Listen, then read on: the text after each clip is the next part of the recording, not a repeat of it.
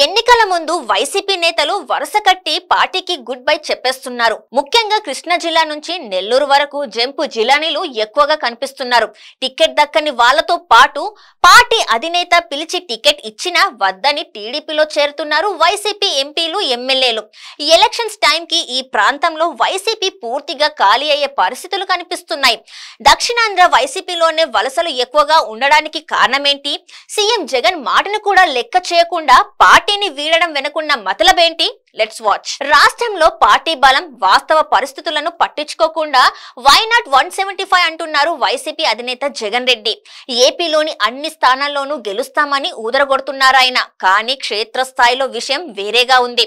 జగన్ పార్టీలో ఉంటే ఓటమి తప్పదని గ్రహించిన నాయకులు ఎన్నికలకు చాలా ముందే టీడీపీతో టచ్ లోకి వెళ్లిపోయారు. రాజధాని ప్రాంతం ఎమ్మెల్యే ఉండవల్లి శ్రీదేవి, నెల్లూరు రూరల్, ఉదయగిరి శాసనసభ్యులు కోటంరెడ్డి శ్రీధర్ రెడ్డి, మేకపాటి చంద్రశేఖర్ రెడ్డి, వెంకటగిరి ఎమ్మెల్యే ఆనం రామనారాయణ రెడ్డి ఫ్యాన్ గాలి పడడం లేదంటూ సైకిల్ ఎక్కేశారు.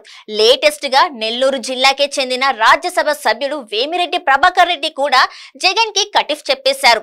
నరసరావుపేట ఎంపీ లావు శ్రీకృష్ణ దేవరాయలు, మచిలీపట్నం లోక్సభ సభ్యుడు వల్లభనేని బాలశౌరి సైతం వైసీపీకి దూరం జరిగారు. జగన్ విధానాలు తమ ఆలోచనలకు సరిపడడం లేదనే కారణంతో బాలశౌరి జన సైన్యంలో చేరగా శ్రీకృష్ణ దేవరాయలు టీడీపీలో ఎంట్రీ అవుతున్నారు.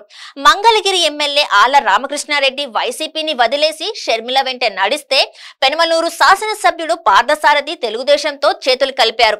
సీఎం జగన్ కు అత్యంత సన్నిహితుడైన మంత్రి జోగి రమేష్ ను కూడా కాదని వసంత కృష్ణ ప్రసాద్ కు మరోసారి మైలవరం టికెట్ ఇచ్చినా ఆయన వైసీపీలో కొనసాగడానికి ఇష్టపడలేదు.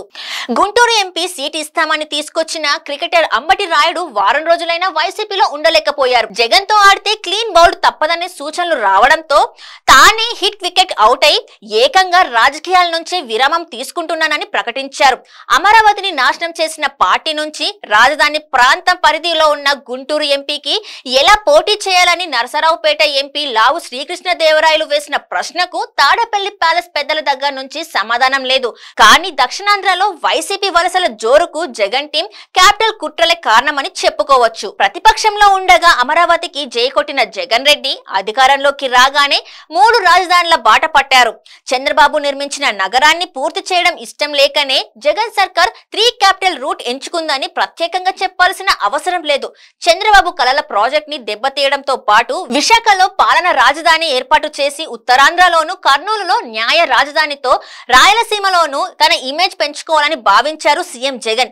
5 ఏళ్ల పాలనలో 3 రాజధానులు కాదు కదా, 3 గోడలు కూడా కట్టలేకపోవడంతో జగన్ ఇమేజ్ కి రిపేర్ చేయనంత డ్యామేజ్ జరిగింది. రాజధాని రైతులను మోసం చేశారనే చెడ్డ పేరు తెచ్చుకోవడంతో ఈ ప్రాంతంలో వైసీపీ విలన్ గా మారింది. రాష్ట్రంలో అభివృద్ధిని పట్టించుకోకుండా కనీసం రోడ్లు కూడా వేయకపోవడం వంటి అనేక కారణాలు తోడవడంతో జగన్ పార్టీకి ఇంకో ఛాన్స్ ఇవ్వడానికి మెజారిటీ ప్రజలు సిద్ధంగా లేరు. పాలన వికేంద్రీకరణ పేరుతో ఉత్తరాంధ్ర, రాయలసీమ ప్రాంతాలలో తెలుగుదేశం పార్టీని ఇబ్బంది పెట్టాలని ప్లాన్ చేశారు తాడేపల్లి ప్యాలెస్ వ్యూహకర్తలు. కానీ ఈ స్కీమ్ ప్రకాశం, నెల్లూరు, చిత్తూరు జిల్లాల ప్రజలకు నచ్చలేదు. ఈ ప్రాంత వాసులకు వైజాగ్, కర్నూలు కంటే అమరావతి దగ్గర.